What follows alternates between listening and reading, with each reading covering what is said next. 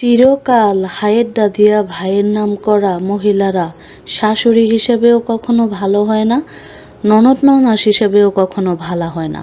তারা মনে করে তারা যেমন চিরকাল স্বামীরটা দিয়া শ্বশুরবাড়িতে ভাইয়ের নাম করছে, আমার বাপ ভাইয়ের নাম করছে, বাপ এটা দিছে, ভাই ওইটা দিছে, বোন ওইটা দিছে। স্বামীর টাকা বাপেরে পাঠায় দিয়া ভাইয়েরে পাঠায় দিয়া যে এটা নিয়ে আসো ওইটা নিয়ে আসো, নিজের শ্বশুরবাড়ির বড় করা, এই ধরনের কাজ যে ধরনের মহিলারা করে, তারা মনে করে তাকে যদি 100 বছর বয়সও হয়ে যায়, 80 বছর বয়সও হয়ে যায়, তারা মনে করে ওই তারা যেমন জুয়ানকালে তারা যেমন সারা জীবন নিজের স্বামীর টাকা দিয়া নিজের হাইয়ের টাকা দিয়া ভাইয়ের বাপ ভাইয়ের নাম করছে, তারা মনে করে তাদের ভাইয়ের বউরাও বুঝি তাদেরই মতন নিজের ভাইয়ের টাকা দিয়া তার বাপ মায়ের নাম করতেছে। ছেলের বউর ক্ষেত্রেও মনে করে তার পোলার টাকা দিয়া বুঝি তার বিআইনের নাম করতাছে। নিজে যেই রকম মানুষের ওই রকমই ভাবে। আর হিংসুটটা লোভী মানুষেরা কোনোদিনও সুখী হইতে পারে না। 1000 কোটি টাকার মালিক হয়ে গেলেও হিংসুটটারা যে তারতে 1000 গুণ কম কামায় তার লগে হিংসা করবই।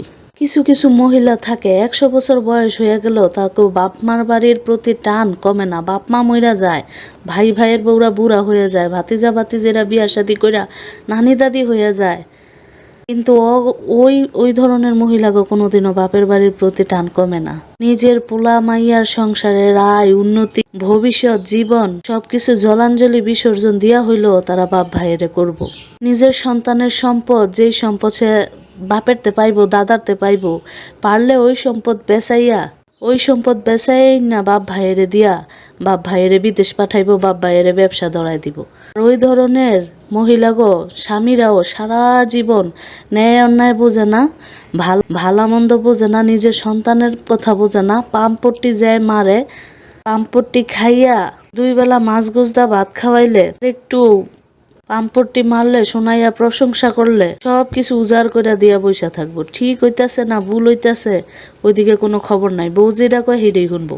এরা মরার দিন পর্যন্ত বউ যেটা কয় হেডই করে যায়। এই ধরনের সহজ সরল স্বামীগিলিরই সুযোগের সদ্ব্যবহার করে কিছু ভয়ঙ্কর নারীরা। তারা তাদের সন্তানের ভবিষ্যৎ দেখে না, স্বামীর ভবিষ্যৎ দেখে না, তার সন্তানের জীবনের সিকিউর করে না।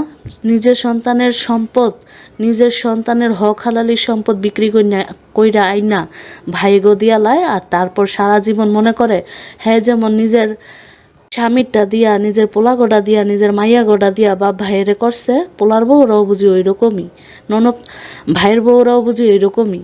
এই ধরনের মহিলারা যতই ভালো হোক, এই ভালোর কোনো মূল্য নাই। তারা হক কথা বলতে পারে না। উমুকের কাছে তুমুকের কথা, তুমুকের কাছে উমুকের কথা বললা সবার কাছে ভালো থাকতে চায়, শেষমেশ আর কারো কাছেই ভালো থাকতে পারে না, সবার কাছেই ফালানি যায়। এক ভাইয়ের কাছে আরেক ভাইয়ের বদনাম, এক ভাইয়ের বউর কাছে আরেক ভাইয়ের বউর বদনাম, এক মাইয়ার কাছে আরেক মাইয়ার বদনাম, এক পোলার কাছে আরেক পোলার বদনাম কইরা তারা চায় তারা সবার কাছে ভালো থাকবো, কিন্তু দেখা যায় শেষমেশ তারা কারো কাছেই ভালো থাকতে পারে না।